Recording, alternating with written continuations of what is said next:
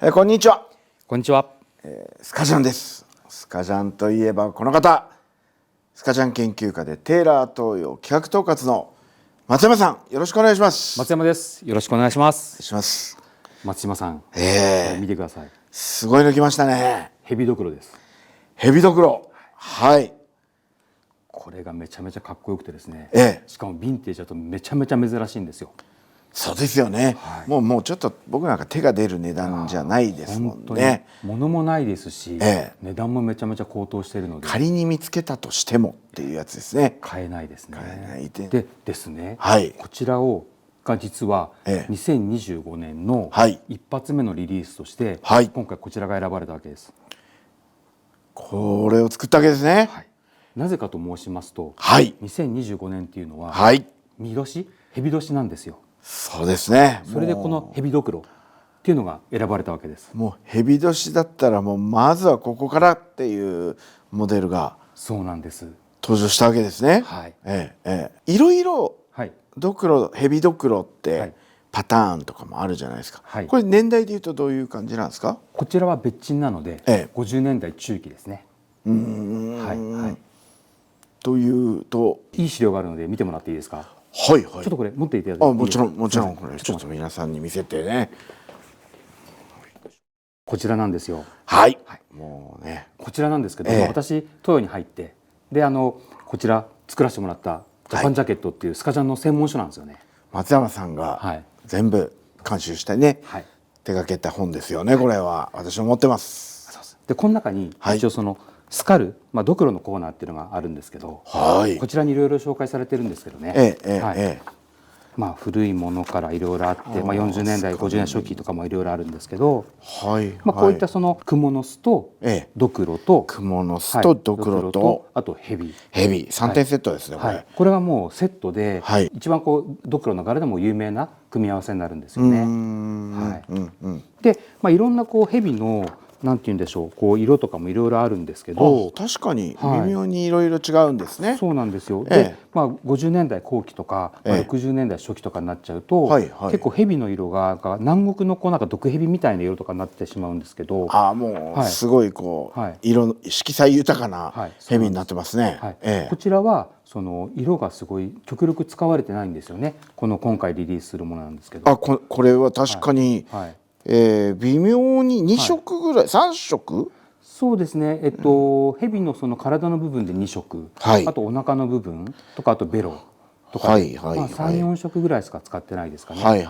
このような淡い色糸で表現されているヘビっていうのは、こういうとこですね。結構古いものなんですよね。もうこの別鎮のヘビドクロの柄の中では、じゃあこれが最初期、ほぼ最初期の頃のという刺繍のなんですね。そうです。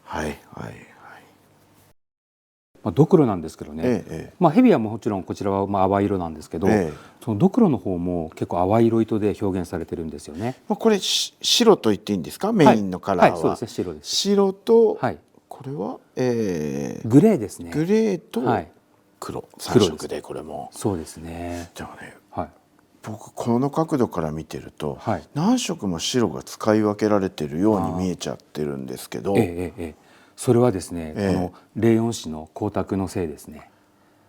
これこれ同じ色糸を使ってるんですけど、はい、針足を変えてるんですよ。この頭蓋骨のパーツの部分が運針の方向が、違うんです。確かに色が違って見えるところは運針の方向が違いますね。あとこのパーツとパーツの間のところを、下の地の別鎮の黒い色が出てるので、これひびになってるところですね。そうです。ひび割れてるところ。それですごい立体的に見えるんですよね。あとその刃の周りだったりとか、その淡いそのシルバーというかグレーを使っているので、そこがまたちょっとリアルですよね。歯茎と目の周りと迫力が全然違いますね。これがあると。そうなんですよね。あとこのクモの巣、クモの巣はすっごい細い糸で表現されてるんですよ。糸の太さも違うんですか？いえ、糸の太さは同じなんですけど、運針が違うと。すごい繊細じゃないですか。そうですね。あとですね、注目していただきたいのが、このヘビ、これちょっとパッと見分かりにくいんですけど、これ水玉模様が実はヘビについてるんですよね。ここ分かります？ちょっとこう水玉本当だ、これもやっぱり、これ同じ色なんですかね。これ実は微妙に違うんですか。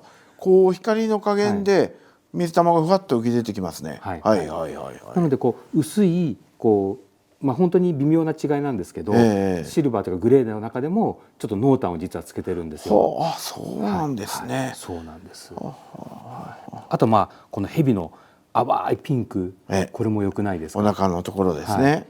黒い別鎮にすごい映えるんですよ。ここでもうちょっと濃い色とか使っちゃうと、ちょっとこう毒々しくなるというか、ちょっと下品になっちゃうんですよね。これはすごい上品なピンクなんですよ。あとですね、胸を見てもらっていいですか。胸いきましょう。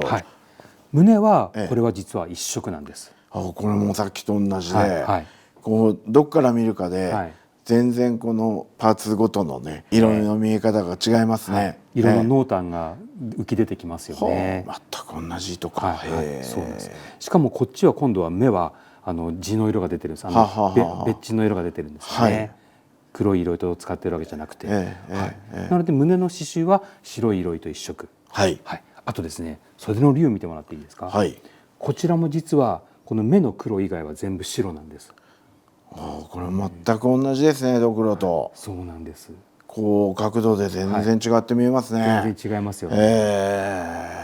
これもその50年代中期のこの別鎮の成り立ての頃の初期のものなんですよね。この淡い色糸使いが。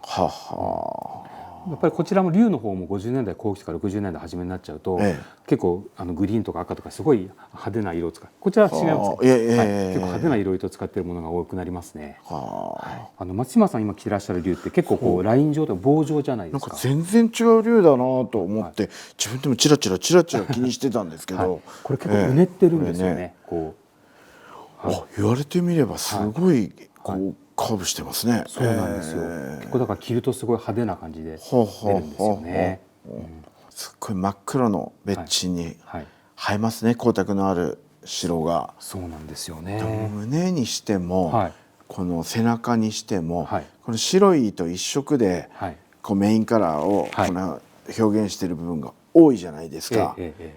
ものすごいそれがインパクトとして出てくるんですけど、この蛇が蛇だけちゃんとこう色が入ってる、これが一番のアクセントなんだなっていう、でも淡い確かにさっき言ってたここの部分、今の角度で見るとこのカラーの蛇の水玉がよく見えますわ。なんかさっき見てたら言われてみればぐらいだったんだけど、この角度から今光の当たり方もそうなんですけどね、水玉が浮き出てますね。確かにちょっと分かりやすい資料があるのでちょっと見てもらっていいですか。ちょっとまた持ってもらっていいですか。次はどの資料ですかね。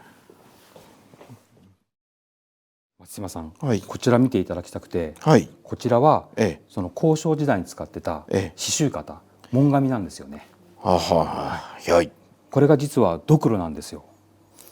ドクロとヘビとヘビドクロですね。ヘビドクロですね。でこの白いのは説明しますけど、亜鉛化をにかわで溶いたものなんですよね。でこれをハケで塗ったその後なんです。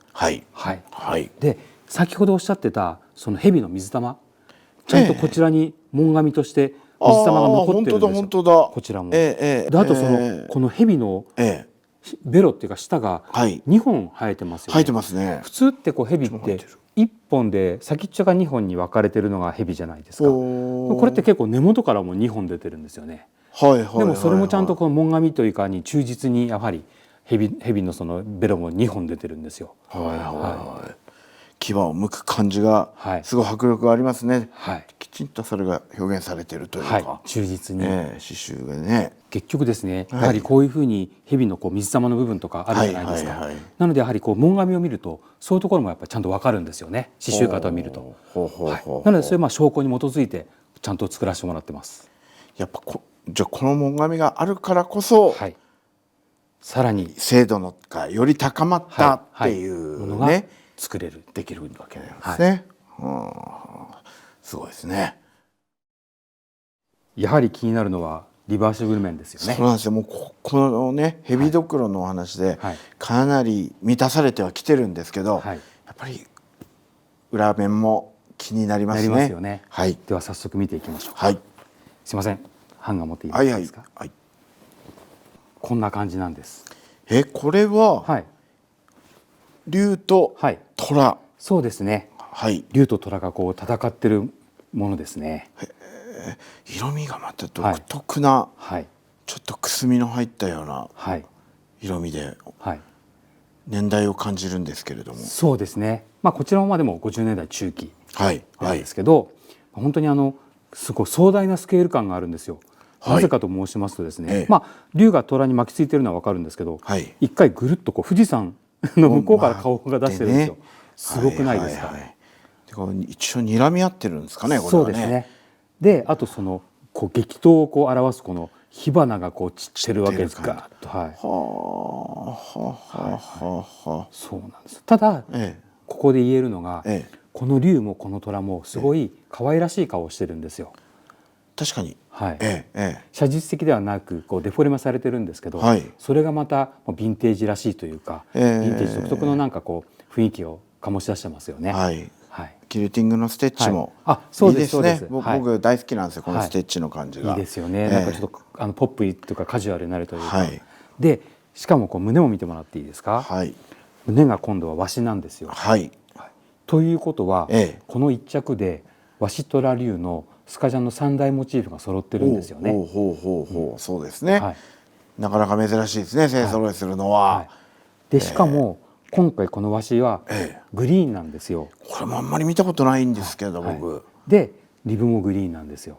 合わせてるんですね、そこは。黒にシルバーのボディにグリーンのリブ、そしてこのグリーンの和紙、これがめちゃめちゃ着るとすごいかっこいいんですよね。かっこいいですね。測ったかのように今日グリーンの帽子をかぶってきてしまいました。最高ですね。いやもうぴったりですね、これはね。そうか、これ今羽織ったらもう出来上がりかもしれない。完成形ですね。そうなんです。そうなんだ。で、しかもこのジャパンという文字が赤いじゃないですか。この黒にシルバーにこの赤も映えますし、こちらもすっごい自分でも気に入ってるんですよね。この色味最高ですわ。なんかこうちょっと古着っぽい、ヴィンテージっぽい感じの色味になってますよね。いっぱい色を使ってるのにもかかわらずすごい雰囲気がいい。なのでこちらももうダブル A 両 A 面なんですよね。確かにそう言えますね。最高っす。先ほど冒頭で2025年一発目と私申しましたけど、そうですね。こちらですね、2025年の1月2日の一斉発売なんですよ。すぐじゃないですか、それ。お正月ですね。そういうことなんですね。なのでヘビなんですよ。そうか、ヘビ年一発目をお正月の初売りに合わせてのんびり見ちゃってた人いると思うんです。いつ出んだろうな、春かななんて。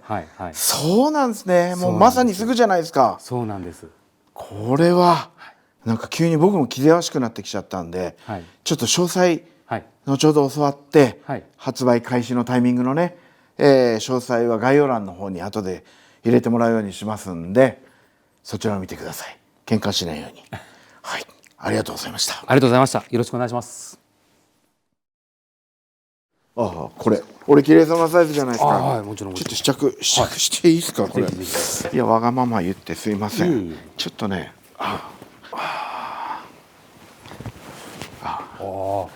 いいっすよ。いいですかね。いいっすよ。